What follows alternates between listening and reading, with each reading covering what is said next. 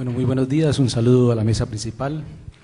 Le agradecemos a la Sociedad Santanderiana de Ingenieros y al ingeniero Florentino Rodríguez por esta invitación.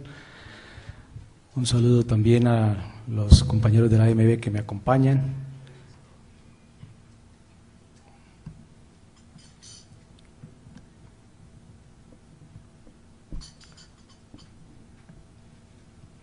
Bueno, creo que nos habían dado 30 minutos, pero cambiaron las reglas de juego, iremos más rápidamente. Históricamente se han desarrollado proyectos de pequeña minería en los municipios de Betas y California. Actualmente lo que se pretende es pasar a la gran minería con este proyecto en la estrella hídrica de Santurbán, que adelanta la Greystar o que está adelantando la Greystar. Las fuentes de abastecimiento del acueducto metropolitano de Bucaramanga, de todos es conocido que nosotros llevamos prestando el servicio durante 94 años ininterrumpidos a Bucaramanga, a Florida, a Girón, y captamos en el presente en los ríos Suratá, Tona y Frío con un caudal promedio de 2.300 litros por segundo. Atendemos cerca de 1 millón de habitantes con una cobertura de medición del 100% y una cobertura de servicios del 98%, y tenemos a la fecha 208.344 suscriptores con una continuidad de 24 horas. La distribución porcentual del agua, estos caudales medios del año 99, 398 litros para el Suratá, el 17% el Suratá, el 60% el Tona y el 23% el Río Frío. Sin embargo, pues ya hemos visto que en este año, con el cambio climático y con el fenómeno del Niño, el Tona cayó a 700 litros por segundo, y cuando cae 700 litros por segundo el Tona, el Suratá lo reemplaza, y entonces tendríamos 700 más 400, estamos hablando de 1.200 litros, o sea que el Suratá captamos entre el 17 y el 34%, dependiendo de la época de estiaje dependiendo de los fenómenos del cambio climático. Nuestras fuentes y captaciones en caudales medios multianuales de esta serie, de un registro histórico de 18 años que lleva la empresa, los caudales mínimos multianuales y los caudales máximos captados. En el río Tona tenemos 3 captaciones, Golondrina, Arnaria, Carrizal, que tienen unos caudales de 584, 560 y 803 como caudal medio. En la captación Vasconia, donde está el río Suratá, hay 7.360 litros, pero estos 7.360 litros ya incorporan el Tona, porque el río Suratá recibe al Tona como afluente. Realmente son 5.000 litros lo que va a tener el Tona antes de llegar, perdón, el Suratá antes de llegar a unirse con los otros ríos.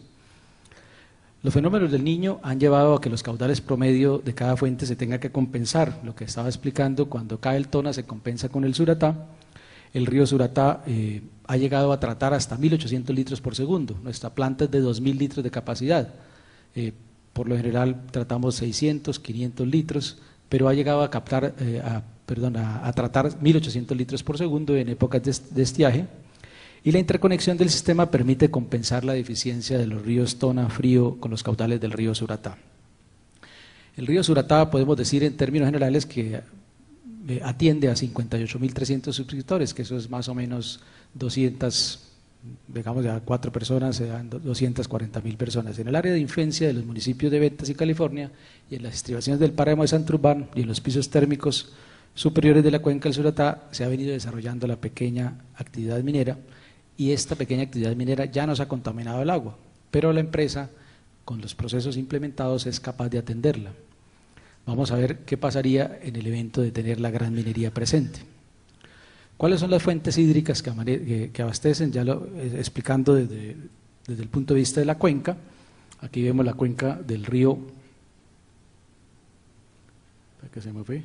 La cuenca del río Suratá, la cuenca del río Tona, la cuenca del río Frío. Aquí tenemos el proyecto de Piedras Blancas que va a abastecer a Bucaramanga hasta el año 2085, y aquí tenemos el río Manco, que también nos va a prestar un servicio.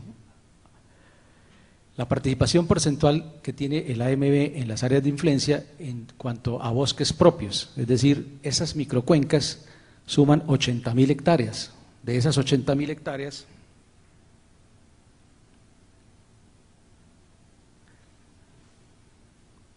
perdón, aquí se me...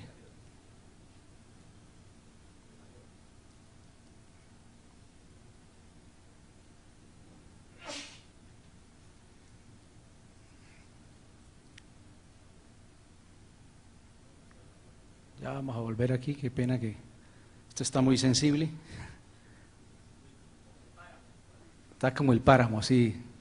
Esto es casi una isla biogeográfica.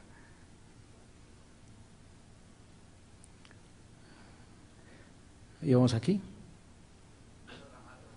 No, estábamos acá atrás.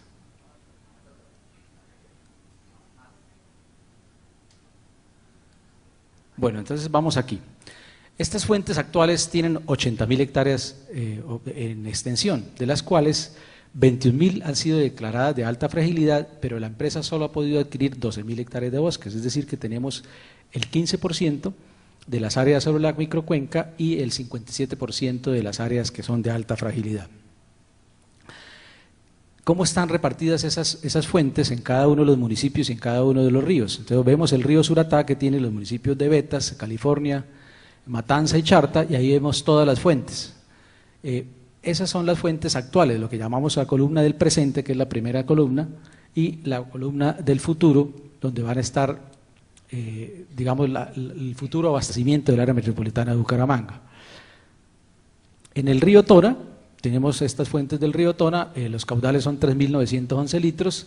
Estas fuentes sobre esas fuentes existen ya títulos mineros otorgados y concesiones que vamos a explicar a continuación, porque hoy en día la amenaza no es solamente el cambio climático, la amenaza es la expedición de títulos mineros y las solicitudes en estudio, que hoy en día comprometen aproximadamente 125.000 hectáreas, cuando nuestras microcuencas solamente suman 80.000 hectáreas.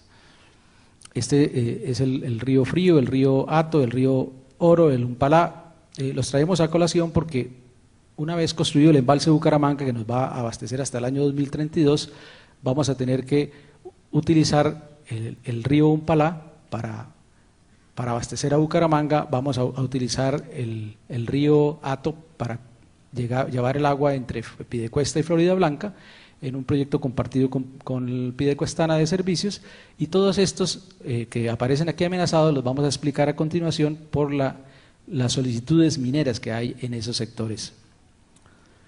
Vamos al caso de la Grey Star, de proyecto de gran minería en zonas de alta montaña. Esta es una localización que ya creo que se había repetido en las anteriores, y aquí vemos la parte importante.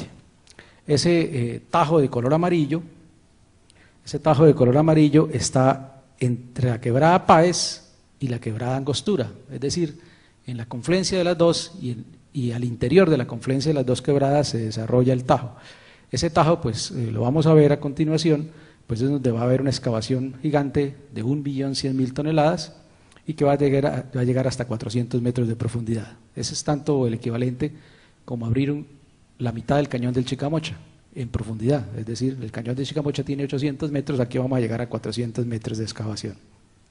Tiene el pad de Angostura, que está ubicado a 3.700 metros sobre el nivel del mar, y está exactamente ese pad de lixiviación sobre la quebrada Angostura, es decir, en el eje de la quebrada. Y el pad de Páez, otro pad de lixiviación, está adjunto o adyacente a la quebrada Páez.